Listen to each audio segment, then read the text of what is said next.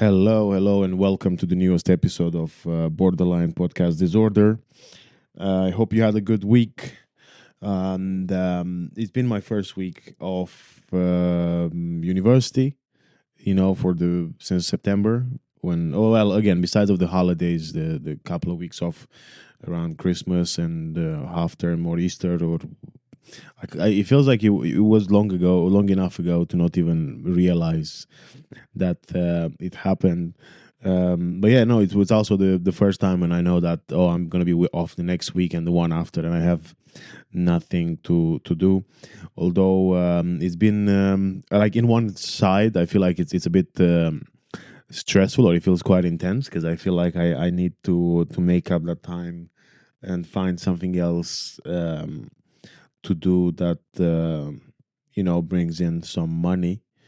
Um, but it's also quite nice to just have had now I'm recording this on a Friday, and I've had the day off yesterday. I'm off today and tomorrow, and then I'm back in work on my other like part-time day job on Sunday, Monday, Tuesday. I think so anyway.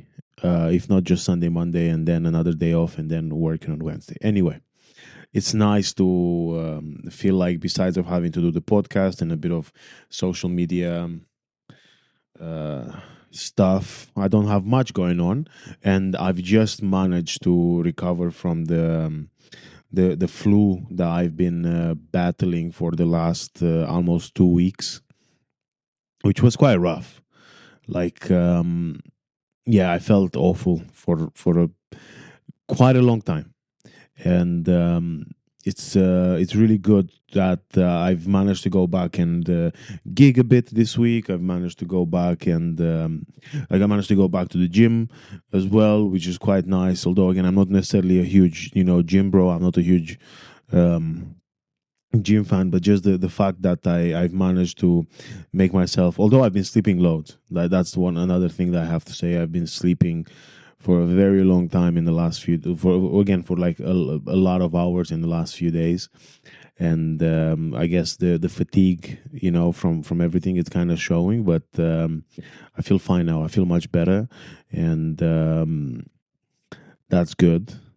And I'm looking forward to my next week. And again, I'm still between my day job, comedy, not as much, because again, throughout the summer, I've noticed that it's not going as good as, or like, again, the gigs are hard to sell. And so I've decided to focus on the podcast a bit more over the summer. And I've got a lot of really cool people coming on. So that's something that I'm really excited about. One of those cool people being, or like one of those guests that I'm like, oh my god, it's such a nice honor to have those people take the time. It's what the guest I'm speaking with today. But before I get there, yeah, I just want to say that just to finish, like like telling you about what I've been up to in the last week or so. Um, I've been taking loads of antihistamines. I feel like living in London, it's been a constant allergy attack after another. Um, and then that combined with the flu, it's been quite awful. So I feel like I had to be quite nice and quite kind to myself, and to understand, and to almost uh, accept the state that I was in, and take things slower.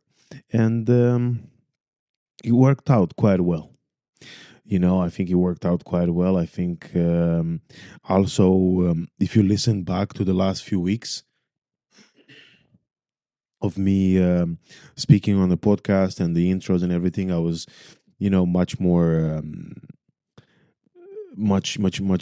angrier, at the world and the things that have happened. And now I feel like I um, managed to calm down a bit. And I still find things frustrating, but I'm just trying to manage it in a way that's more much more healthier for me, because I feel like the sadness and the anger that I felt in the last few weeks, it's kind of it's added up to the stress of, having had my last uni exams and uni project, having had, the worries of life, um, of planning the wedding with my partner, of even, trying to look after our home and stuff like this. So it was a lot. It was a lot going on, and I'm kind of,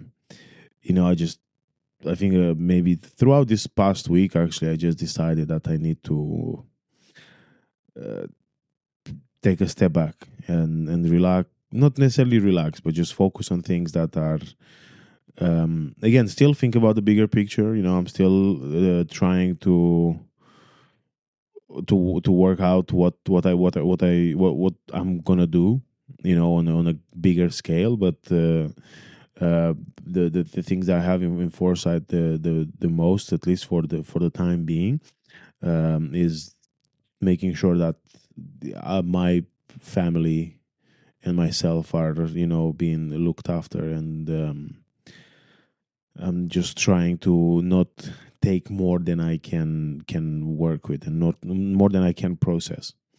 And I feel like that's quite actually a good segue into talking about the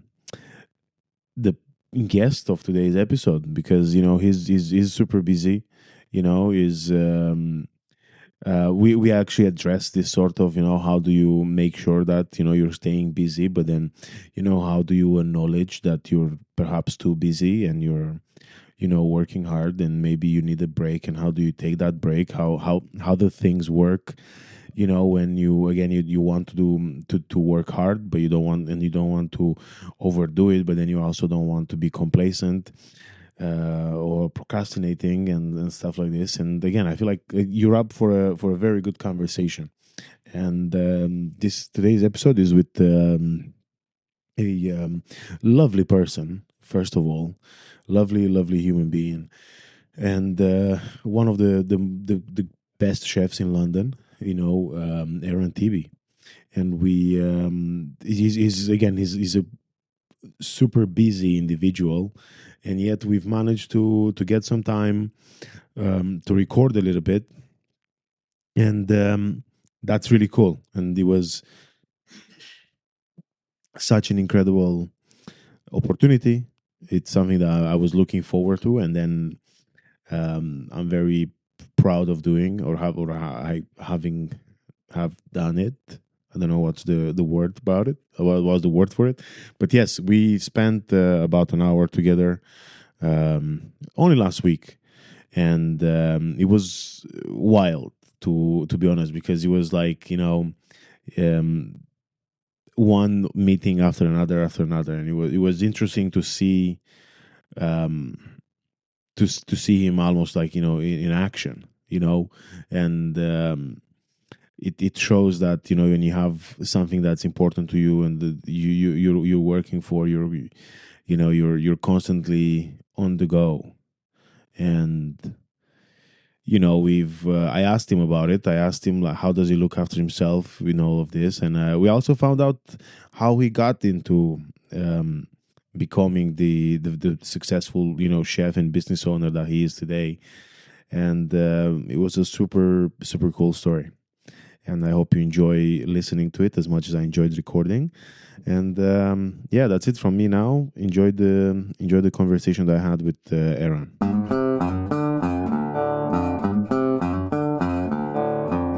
Okay, so Aaron, thank you for the hospitality. Thank you for having me. How are you? Good.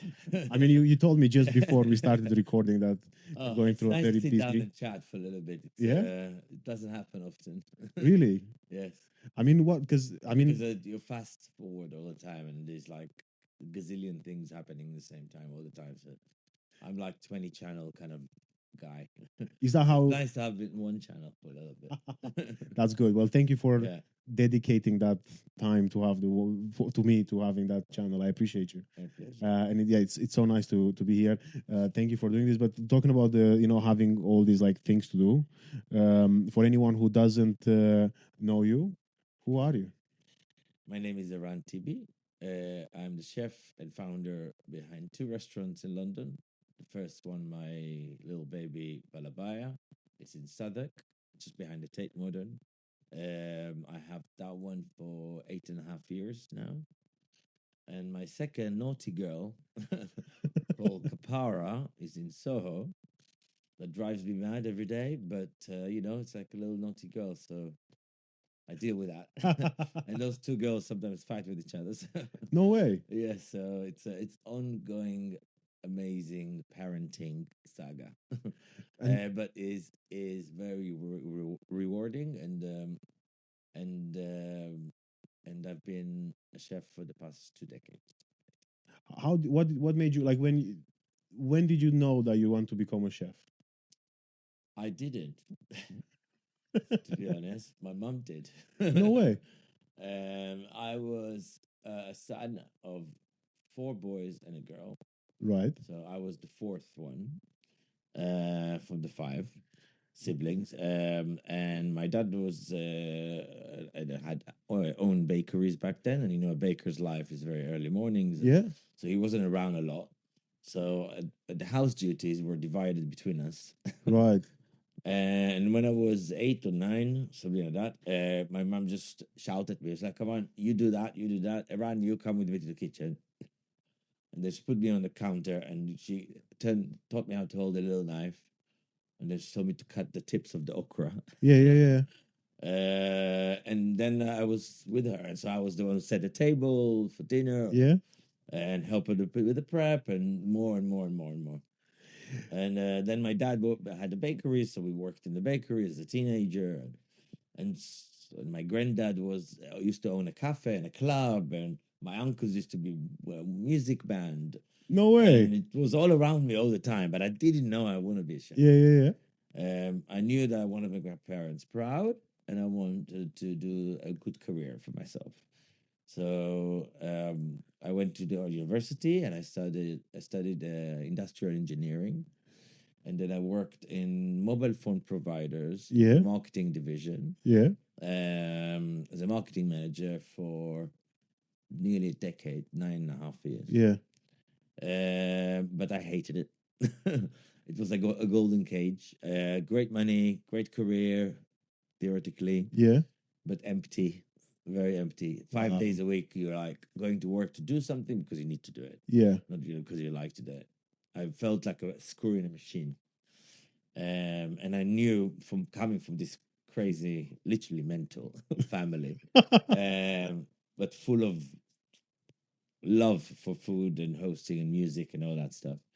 I knew I needed to do something different, and I went for therapy for a while. I traveled a lot for a couple of years, and through that process, my therapist told me, I think it was the last time I saw her.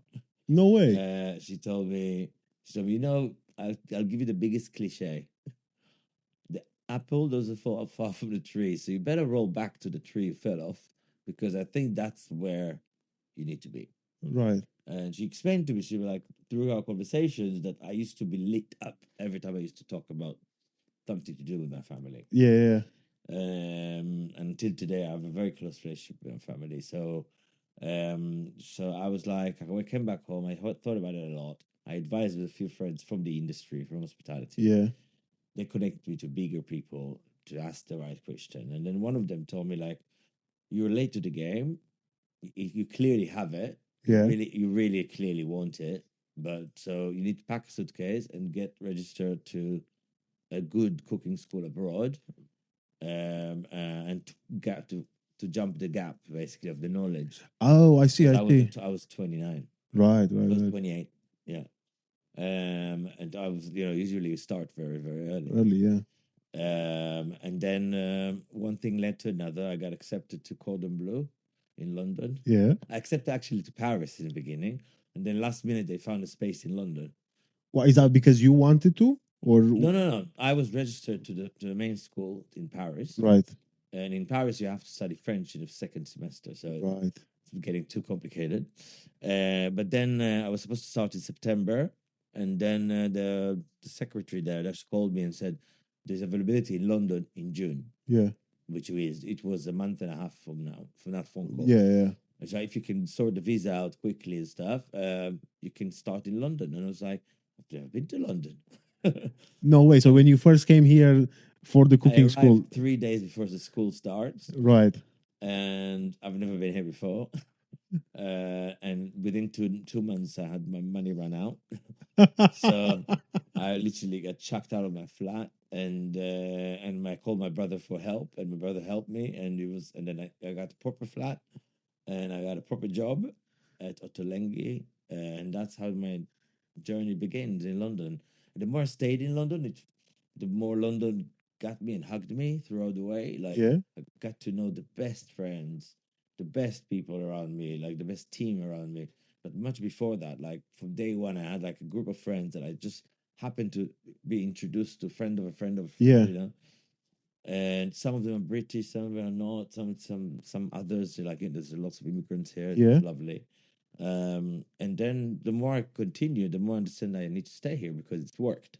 right, right, Because right. the next project was the Roundhouse, to open the restaurant there, and then the following project was even bigger. It was to open a modern Jewish cuisine kind of take on nowadays traditional Jewish cooking. Okay, So it was like in the ground floor of the Jewish Community Center, JW3. yeah, And we ran it for 3 years. It was huge. right. Then I did another projects in between, but then the idea of Bala Baya started, and I ran into investors and banks, and my whole business background suddenly came for use. That's what I was gonna say. It sounds like at one point Something because I threw away. I exactly, thought I threw away. Then like it came back but to it's me. gone full circle. Yeah, it's exactly full circle. Yeah, because that's what I was going to say. It sounds like, especially going to when you were saying that, you're 20, 28 and a half, 29, when you were almost like starting over Mm-hmm. to do the things that you like. Mm-hmm. And then to manage to catch up in only, because that's the thing, like technically 2 decades is a very short time Yes. for someone to go from starting their career. Although again, obviously, it's nice that obviously you have a background in your family in the kitchen, but still to Yeah. have like in 20 years to go from cooking school to running 2 restaurants, Yeah. it's a lot. It's a lot. So it kind of Fast shows, pace. It's yeah. all the time. Yeah.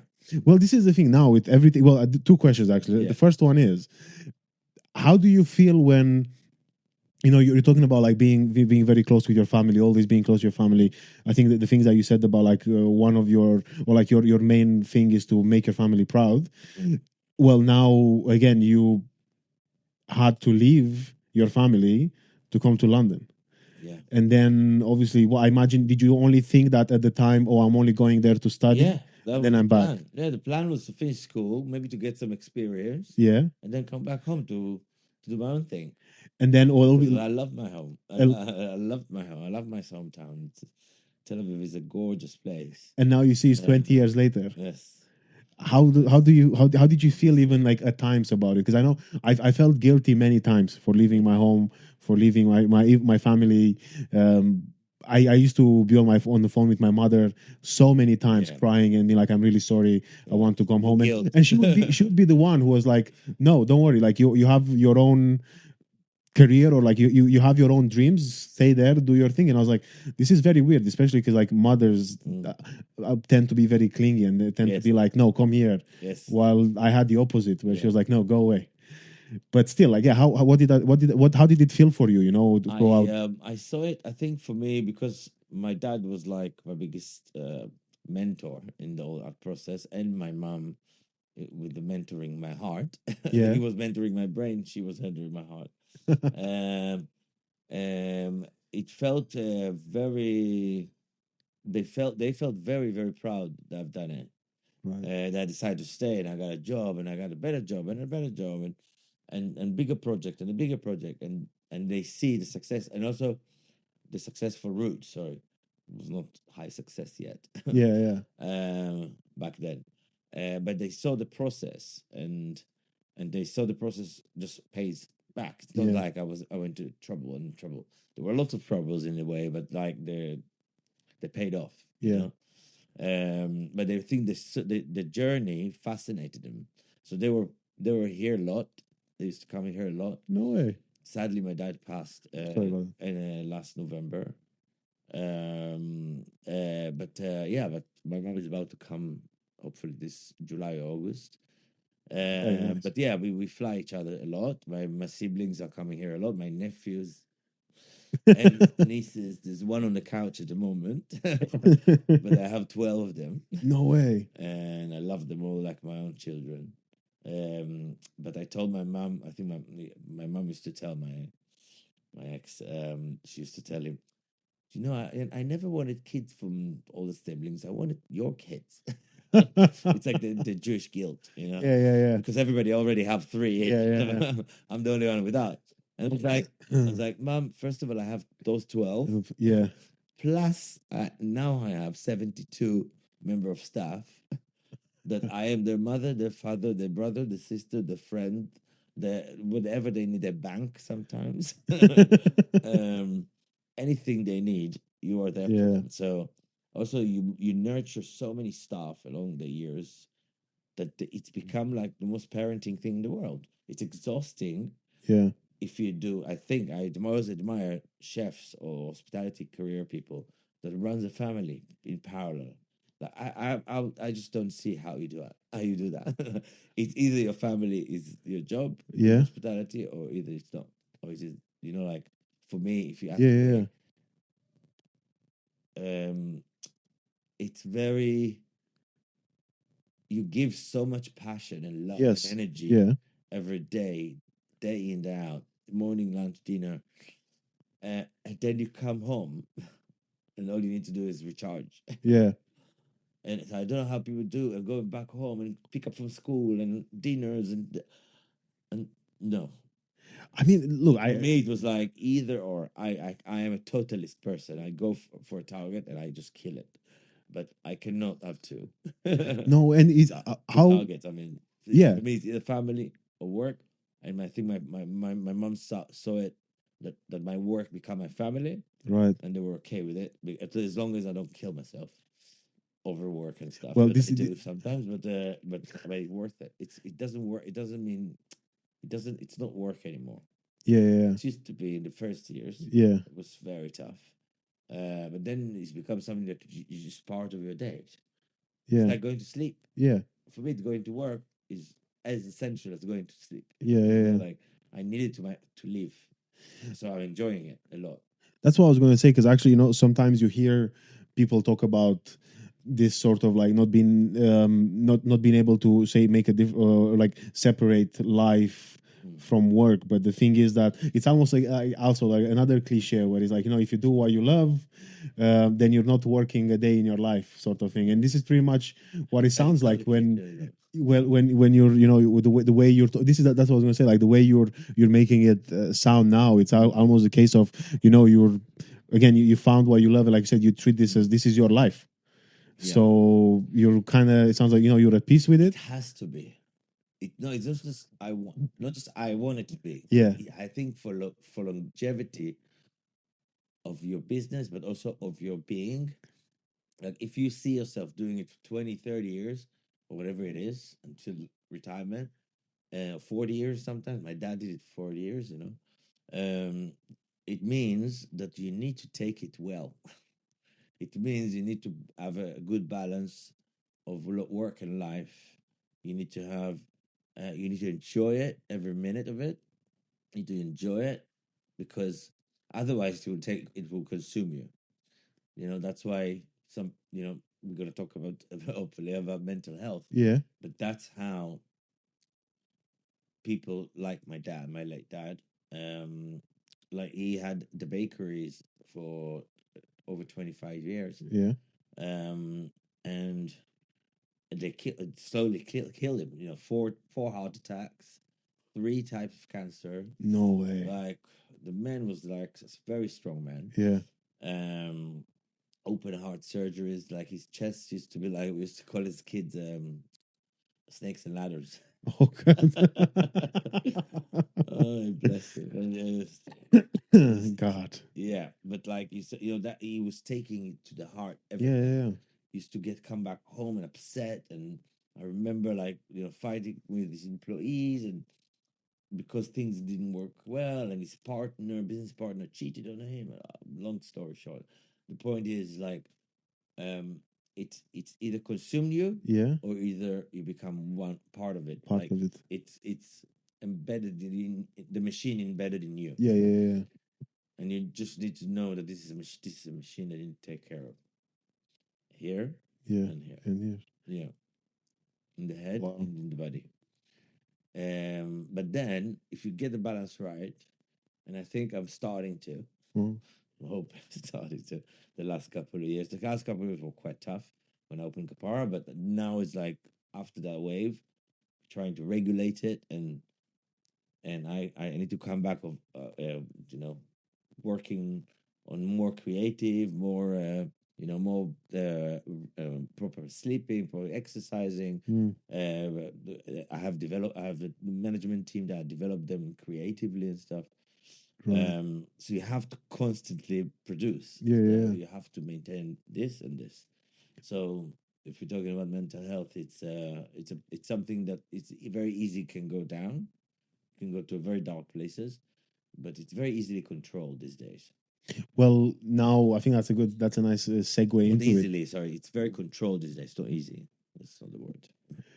Well, now you were talking about how yeah, like you gotta pretty much like look after yourself. But then, oh yeah, a question I want to ask you earlier, which I think like it's a good segue, is how do you manage to look after yourself? How do you manage to check in with yourself when, like you said, look, for 20 years you're, oh, again, to only 20 years in this career, but like you're running always and you're doing things always, and you're, pretty much thinking about like what's next and how do I, like, even now as we talk about this, we are doing this interview while you're between, having had work or meetings in the morning, and now you're about to go and have another Yeah. meeting.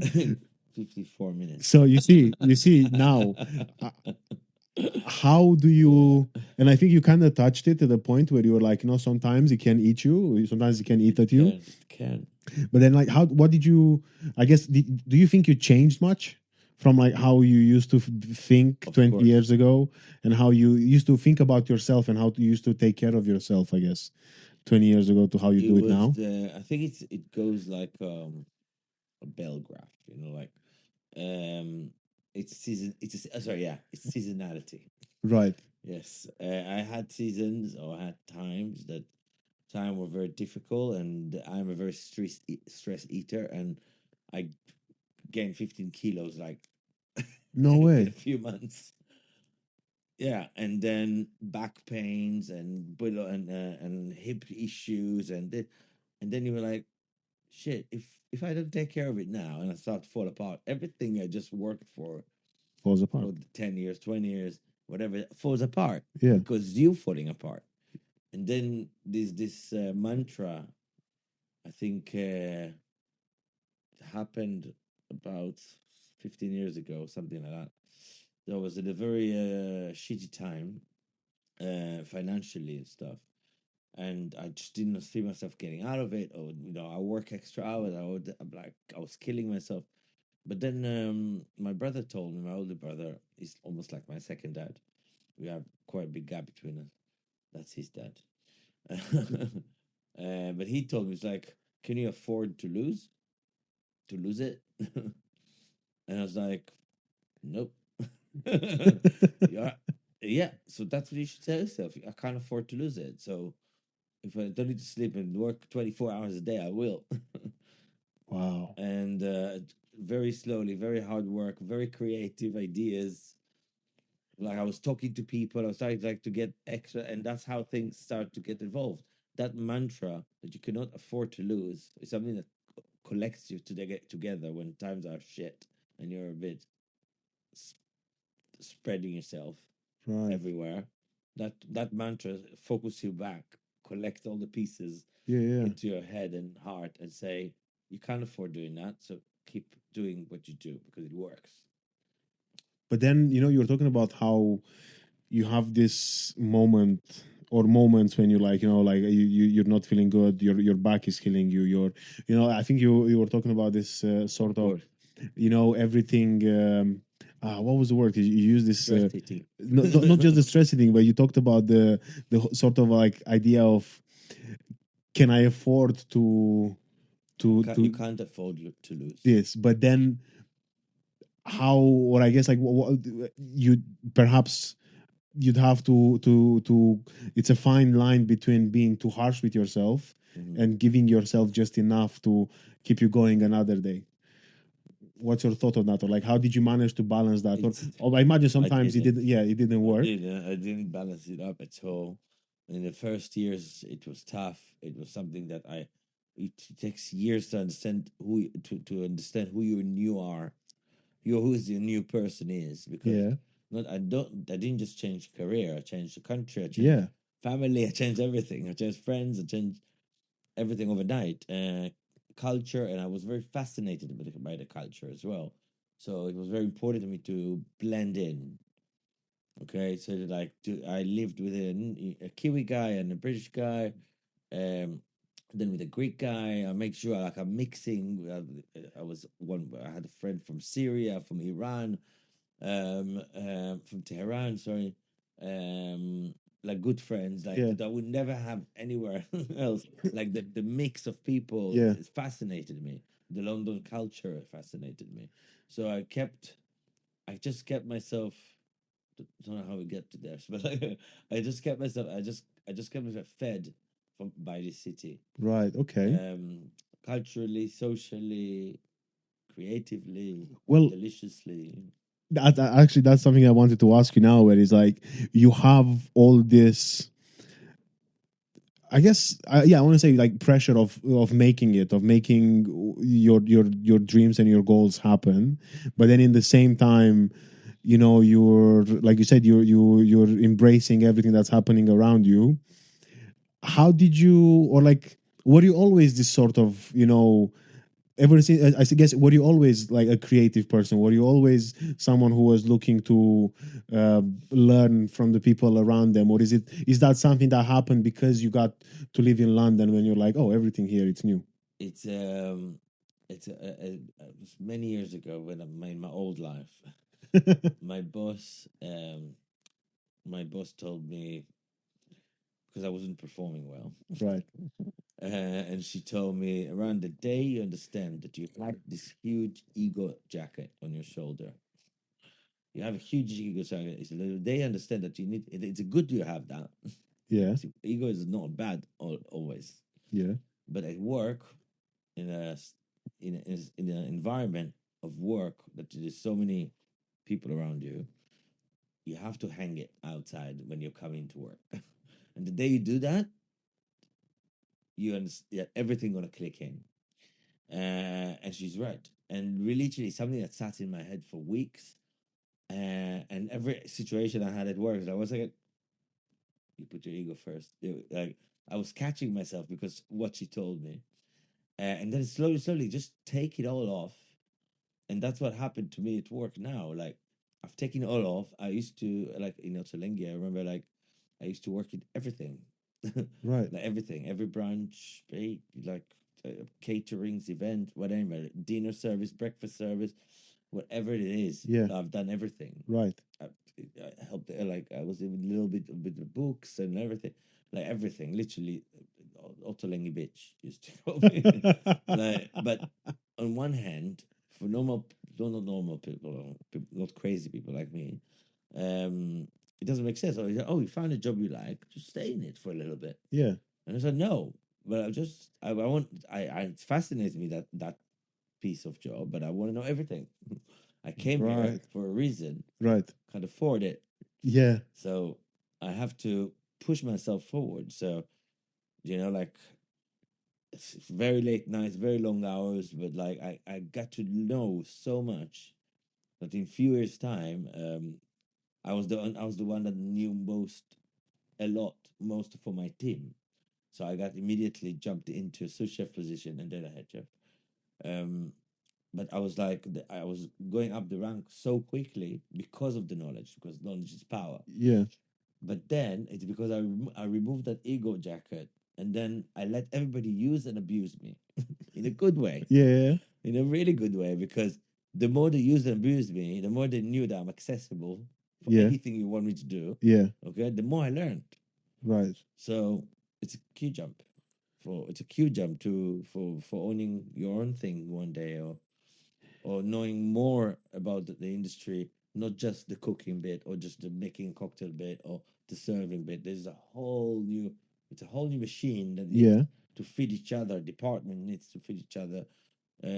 Managers, connections, kitchen, back, forward, backwards, PR, whatever it is. They all needs to feed each other in that ecosystem of a Yeah. restaurant or business. And the more you push yourself forward, the more you let all that ego outside the equation and say like, I want to know more, I want to work harder, I want to learn more. It's the faster you go up in life. And it goes, you don't just go up in life in a way of promotions. Go up in life within yourself. Yeah. You feel more complete. You feel that even if you fail, and you fail a lot along the way, I failed a lot along the way, millions of mini failures or big failures, that you just don't take it to here. You just like, now I understand how I should have done it.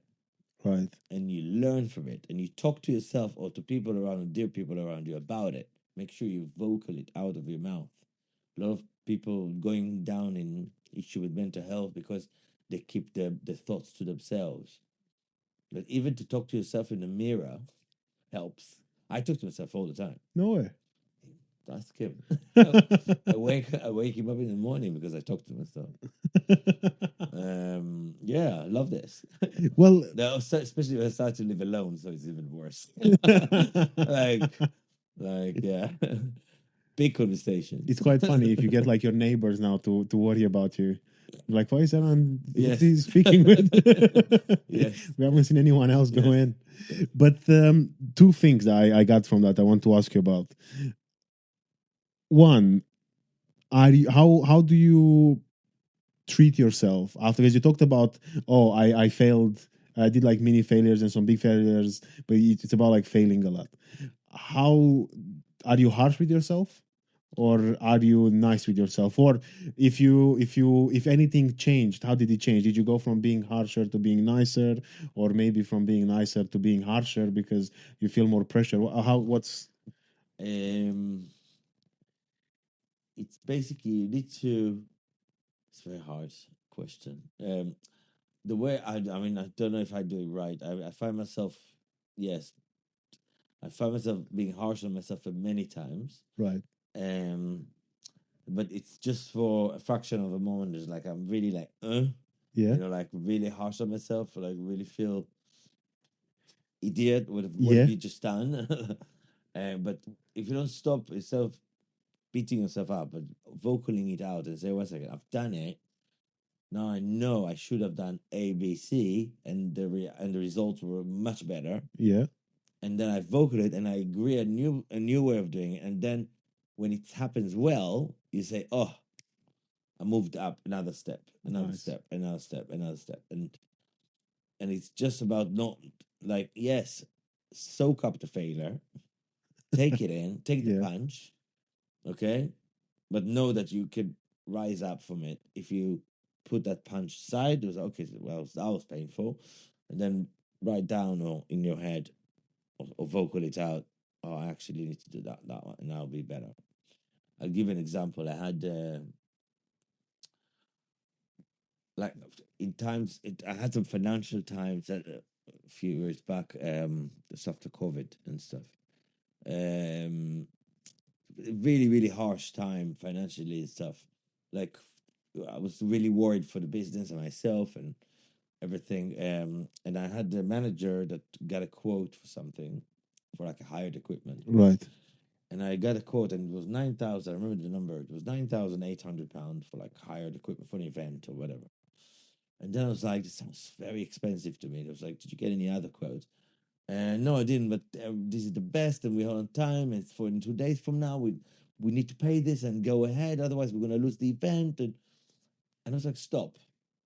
I told my phone. I called another movers I know for the hire. Called them. Said, "Hi, this is me." Blah, blah, blah. Anyway, the deal was closed on 4,000 instead of 9,800. Yeah. And I was like, "Do you understand that 5,800 could have been a profit?"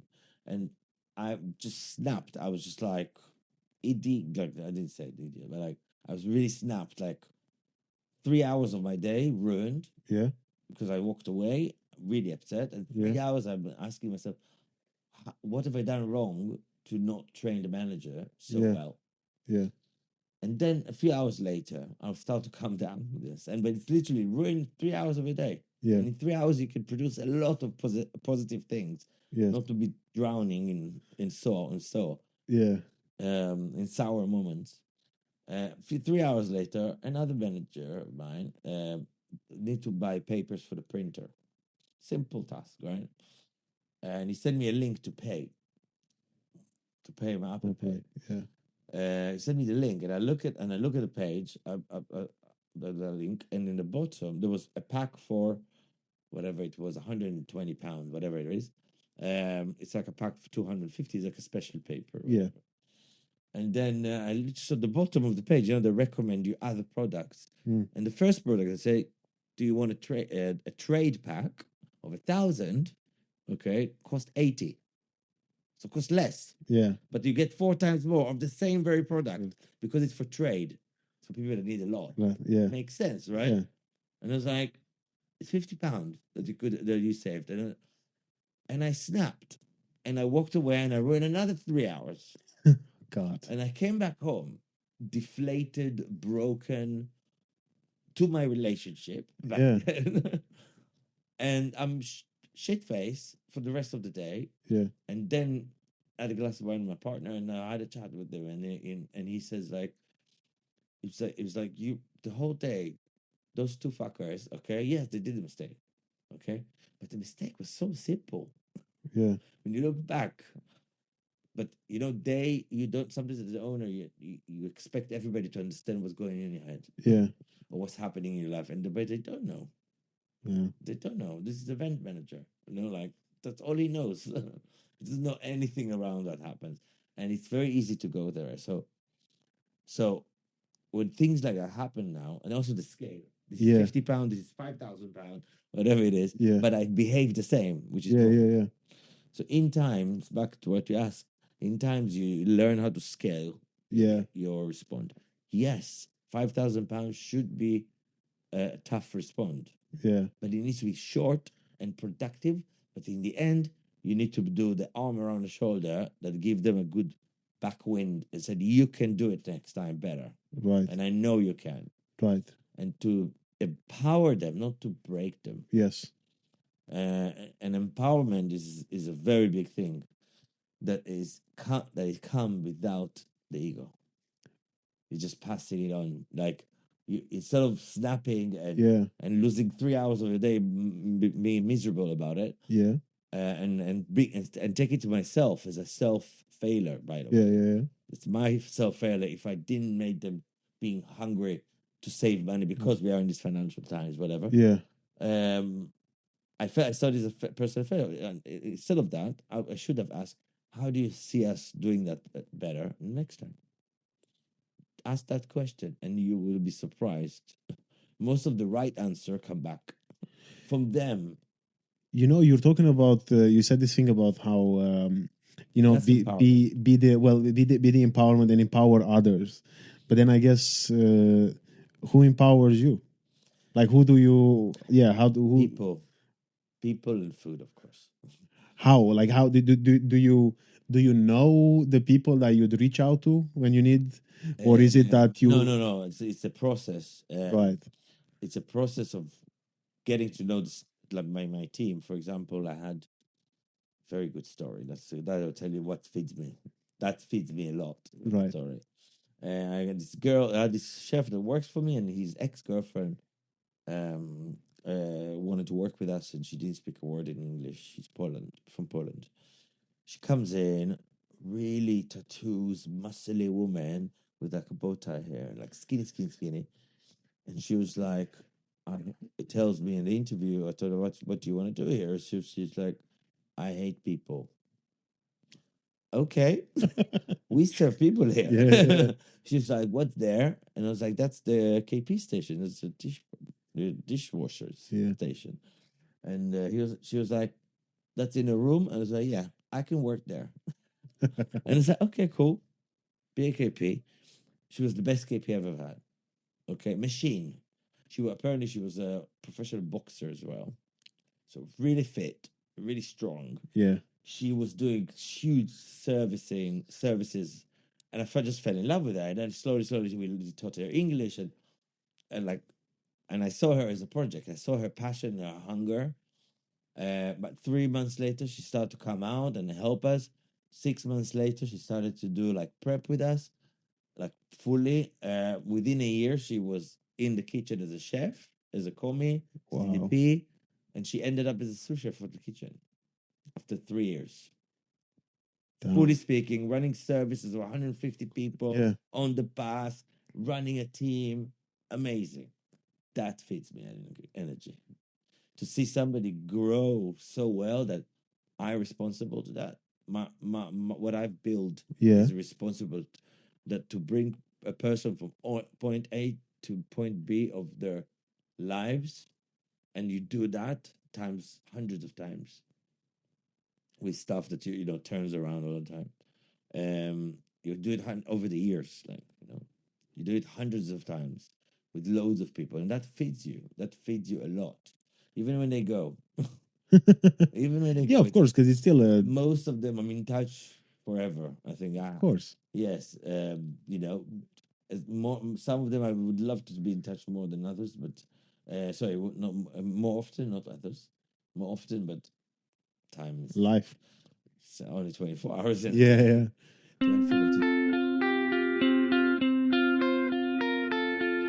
Perfect. So we're back.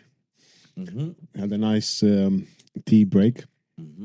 Thank you. I'm just having my last cookie. It was very good. I needed a sugar rush, a sugar hit. Sugar hit. Yeah. The Yeah. rush is going to happen now. Yeah. Sugar, yeah, exactly. It's about to happen. Oh, God. Brace Okay. yourself. Well, what was I going to ask you? Yeah, because we were talking about whether you find yourself, like what drives you, like what pushes you forward. The thing is, It's people. It's a people's story, people's success story, people that you brought and put something that you are responsible for a milestone in their life. And because then another thing that we were talking about was this, or like not talking about, but you mentioned is that you're staying in touch and like being able to speak with these people, and you're like, hey, like I was a part of this sort of process. That's great. Then it's beautiful. The question I wanted to ask you, based on what you said, is obviously there are 24 hours in a day. Hospitality is the sort of job that I remember when I wanted to have a career in hospitality. I would put in like 50 hours. That was like a regular working week. Now, how do you? Obviously, now you're taking it to even a bigger scale, because now you're not only a chef. You are the father. It's your companies that you're talking about. It's your restaurant. So you're more than just more than just the head chef. How do you treat time? What's your, like, how, even I guess one of the most important, one of the questions, or like a part of the question that I realize is long-winded as I say it, is how do you know how to prioritize? Like, how do you know what, it's almost like, because say if I know that I get paid per hour, I know what that hour of work is worth, but then how do you know what's worth doing, in what order, how, like, what is perhaps what is not worth doing, when you should be like, what, actually I don't want to push myself more for this, I'd rather rest up now. So you need to know your capacity. Like I'm usually a person that can take quite a lot, but like I think my life was like quite eventful. One day we're going to talk about that.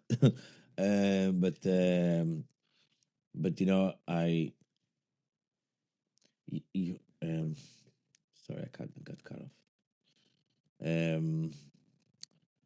Repeat the last one part of it. Yeah, the question was delete. don't worry. The question was, how do you Yes. know how to prioritize? Like, how do you know what's worth your time, what isn't worth your time, but not in the respect of You know your capacity. Yeah. Yeah. So basically, you need to know your capacity. Your capacity is mentally, physically, mentorally, like in terms of like what's your capacity to mentor other people, and reprioritize the day to day. So one day, I always say, like, I always laugh about it. It's like one girl's behaving, the other girl's being naughty. The other girl being naughty, this one is behaving.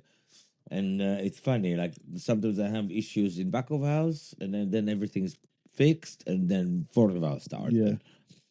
And it's ongoing reprioritizing. Right. I do sometimes with my managers. I do stand-ups in the morning because stand-up is like 10 minutes, 5 minutes even. Yeah. Catch up on the day. What are we doing today? Yeah. Oh, I plan to do that. Oh, but I want you to do that because they don't know what's everything happening. I'm like the connection. I'm like the octopus of it. Right.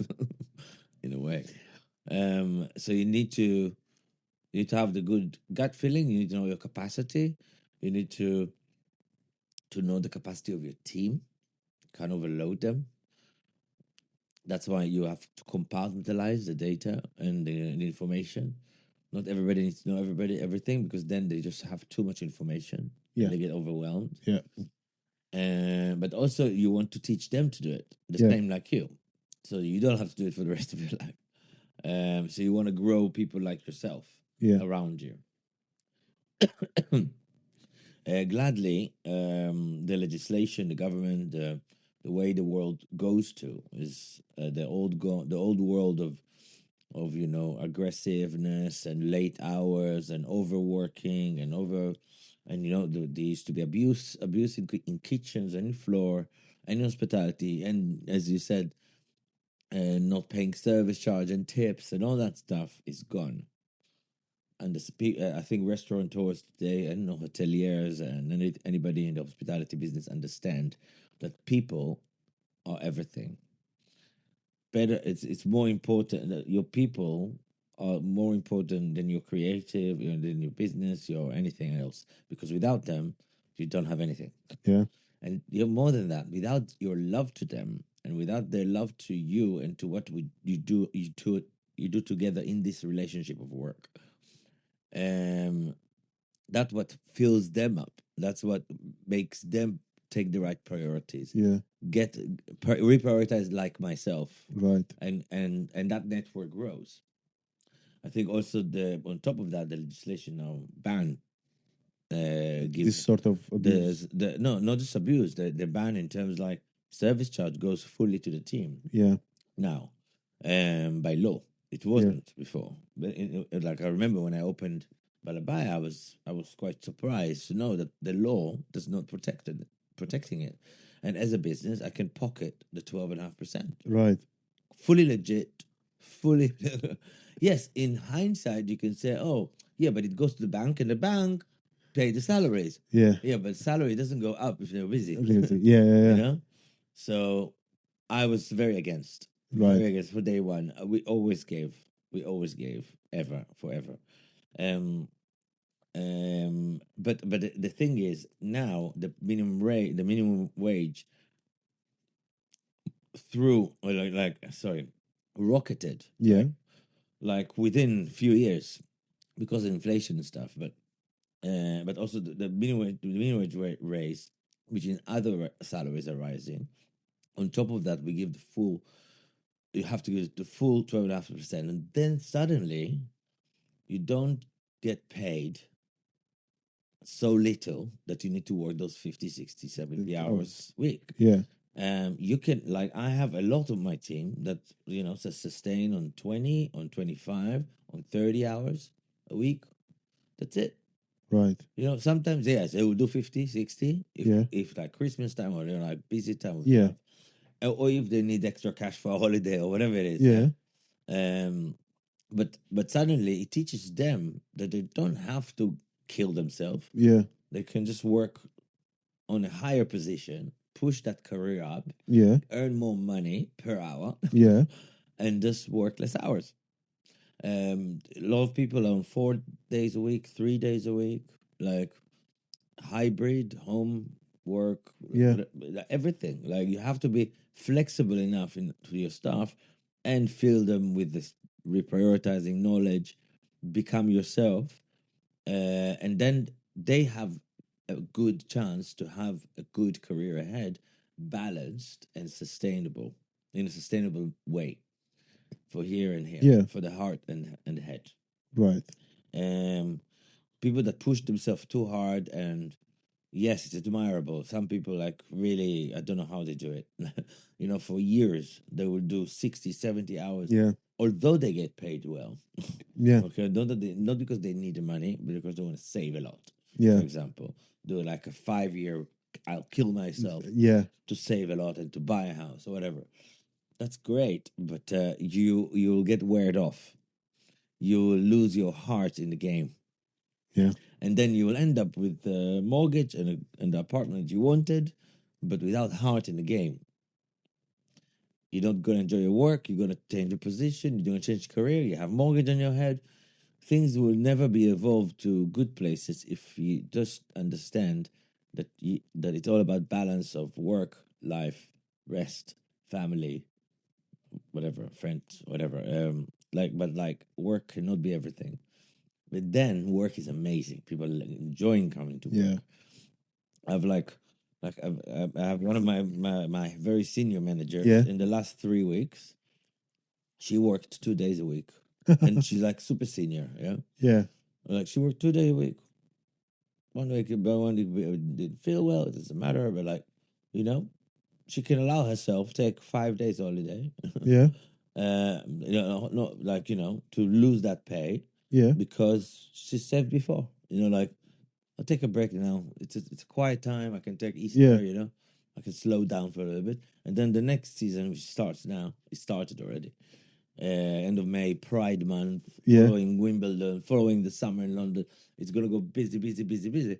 So why not? Yeah. And the fact that the people have that allowance to do that. Yeah. Yeah. Okay, they will come back tenfold, stronger, better, sharper. Yeah.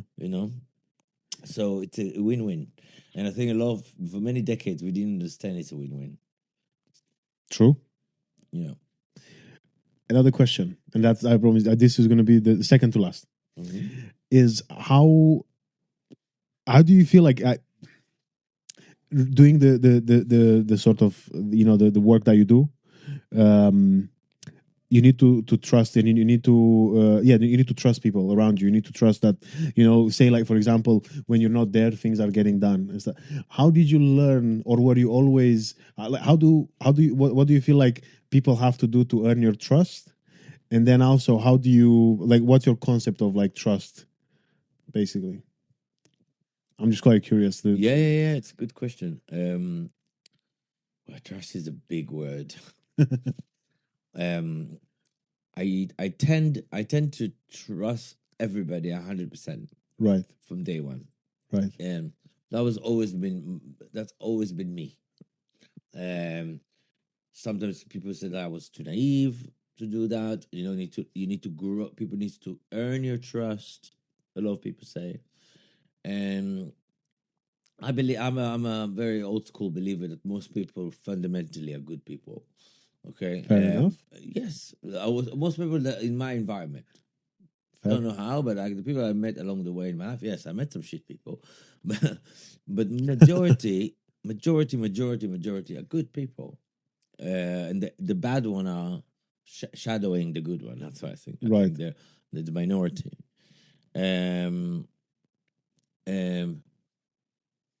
I think if I give 100% trust to somebody from day one, and he feels that, and I make sure they feel that, yeah, do it. Yeah, do it. Oh, I have an idea. Yeah, do it.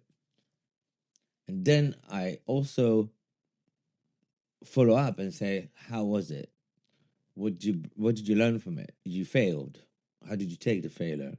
What did we learn from it? A, B, C.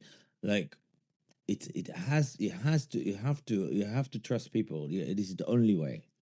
And then you create processes and reporting system that allows you to look at that dashboard and see this form, that thing, that steps, that step. We have like mystery diner. We have like lots of things. Yeah. That we check the product and we check the quality and we see if where are the problems all the time. And if you have that mechanism of control from distance, if possible, you're winning it, because then people, the team feel they're trusted. I'm not checking on them all the time, like, but I do. But I do. But that I do in a way. I'm not gonna say, "Oh, he did that," and I will call him and what are you doing? I saw you doing that. No, it's not that. I'll know that, and in my next meeting with them, I said, "Oh, by the way, yesterday, what have we done?" This. Yeah. It's a by the way, and if it says by the way, they'll just alert that you know. Yeah. Okay, but also, it's a little thing. Yeah. It doesn't. A phone call to what are you doing? That will kill his day, kill his productivity, kill my productivity, as I learned. Yeah. And that's it. You just have to trust people. You have to. Fair enough. Well, here is the last question. What's your? I guess like what's your? No, don't worry. Having talked about this for almost an hour, what's your advice, or like even what's your advice to yourself actually, for like because you talked about like this period is going to be busy now, obviously then after the summer, Christmas around the corner. What have you learned recently, and like what's your plan in regards to looking after yourself from now on? Have you got anything coming up? Yes. Well, I like to educate myself a lot with food. I mean, not with food, in being a restaurateur in general. You have to educate yourself a lot, not just about food around the world. Like you can see my cookbook collection is quite big. It's not just that. It's also I love going to like exhibition of like art, ceramics, tableware. Not just the tableware, but like anything abstract or anything that will feed my intellect, creativity. Right. Sometimes I get inspired by looking at a certain vegetable or a vein of something, or a fruit or a vegetable, but also sometimes a painting or a piece of glass or whatever it is will evoke an idea, and you have to keep feeding it. You have to do it all the time. So I love traveling a lot. I love exploring things I've never done before. Conquer my fears. Nice. Yes, I used to have a fear of height, and I fixed it. How? I forced myself to bungee jump. Oh my God! Twice. Yes. Fair enough. I used to see heights and vomiting, like no way, non-stop. Like all my childhood. Really? It's only when I was stupid, like teenager, I was like, I saw my friend doing this bungee. I was in Cyprus. Yeah. And I was like, I was a bit tipsy. Right. Okay. Fair. I was a bit drunk, and I was like, let's do that. I'm doing it now, and I did it, and I was pissing myself, literally. Well done. I literally pissed myself. I mean, okay, maybe not for that, but I was so fucking afraid, and it was into water, but it was so satisfying. Yeah, of course. To break that ice, and then I was like, I'm going to do it again. Nice. And I did it twice the same day. No way. Yeah. In the same day as well. Same day. I feel like I have a pretty good radar of like self awareness where I know I don't want to do something and I just accept it. Yeah. I don't know if that's good or bad, or it's just different, but fair enough. Now, Eran, where do people find you? What are you most active? Where do people see your work? Where are you? Do you have websites for each restaurant? Yeah. Or do you? Okay. What's the? Let's know your handle, And then what's the restaurants once again? My handle on all platform, Instagram, Facebook, Twitter, is at Eran Tibi, EranTibi.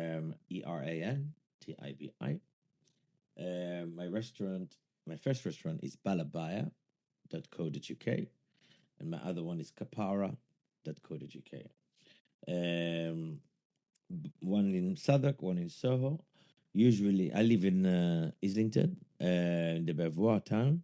So if you're around East North London, come say hi. I walk a lot along the canal here, but and I have my locals as well. So I'm in Soho and Southwark and Islington most of the time. Perfect. Well, thank you so much for having us, and thank you for doing Thank this. you I appreciate for coming, and I hope you love your tea.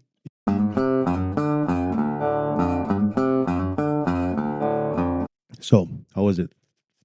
Was it what you hoped for? Was it better? Was it worse? I know it was quite slightly shorter than usual, but I'm sure you'll appreciate it nonetheless. And I was genuinely so grateful that I got this time to record with Eran. And yes, one of the things I just realized I forgot to mention before, as I was going through and like doing some like touching up on the podcast, was that cup of tea was one of the best cups of tea I've ever had in my entire life. And I know if my partner is going to hear this, with her being from Yorkshire, um, and I'll be drinking loads of Yorkshire tea in the house. I'm sorry, because it was actually it was a PG tips that Eran used, but honestly, that cup of milk was incredible. And yeah, that was it. I feel like I had to be said.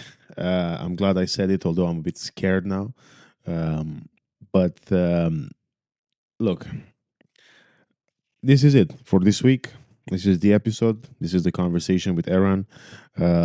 We've got the next few weeks is going to be quite a lot of podcast recording, but I'm probably going to keep it at one episode per week as I've done it for the past period of time. Mostly because I feel like I was really tired at the times when I was you know pushing a lot more content out.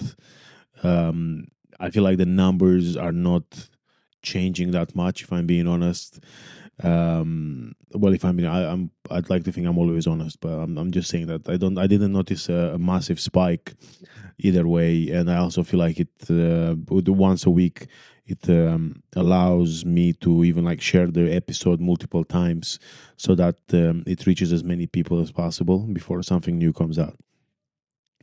Anyway, why am I telling you this? Yes, I'm telling you this because I am going to focus and perhaps start banking a couple more episodes, like I normally or like I used to when we started doing the podcast. But yeah, I'll keep it at once a week because I also feel like although I'm taking a break, not a break, but I'm doing way less gigs than I used to over the summer until September. I also want to perhaps take the whatever spare time that is to focus on rewriting my show because again from September I'm looking at doing a huge push, and I'm trying to look into even just relaxing a bit. It's been quite intense. It's been a the last year. It's been actually last year and a half. I want to say it's been quite crazy. Because everything that happened with my old job, um, which by the way I spoke about and I posted about it on LinkedIn, and it's got a lot of people reading, which was quite impressive, and a lot of people reaching out. Um, Something that I'm very grateful for, and I'm very very happy about, and I feel quite good about myself for speaking up against what the way I've been treated in my past day job, and now that again I'm free, I can talk about it, and that felt good. That felt really good. And then again, it was quite scary for a bit actually, but then seeing the amount of people that have seen the post, interacted with it, and then the ones that message me, mostly in private, but that still counts and that's still brilliant because all these people were just so supportive and so um, they shared their stories, but they were also just like so nice and almost, I want to say, grateful for me sharing my story. And yeah, if you want to see what I'm talking about, I'll put the link for my on my for my LinkedIn. Although again, it's not something that I usually use especially with comedy. I do push the podcast, I do push the reels there, but I don't usually use it for anything else. But you'll see there is my you'll see the post basically there. Um, yeah, no, it was quite wild. But then again, because I've been going through so much stuff for the past year and a half, physical health, mental health, uh, the abuse in my old day job, starting university. Um, it's been a lot. So I want to actually almost, enjoy a little bit the summer, just have a little break. Again, to in within reason. I'm not doing anything crazy, mostly because I can't afford anything crazy. But yeah, I just want to chill a bit. And that's the plan. But anyway, nothing for you to worry about because I will still post the podcast once a week as normal. And I'm still doing a couple of fun shows. So if you're around London, and if you want to see me,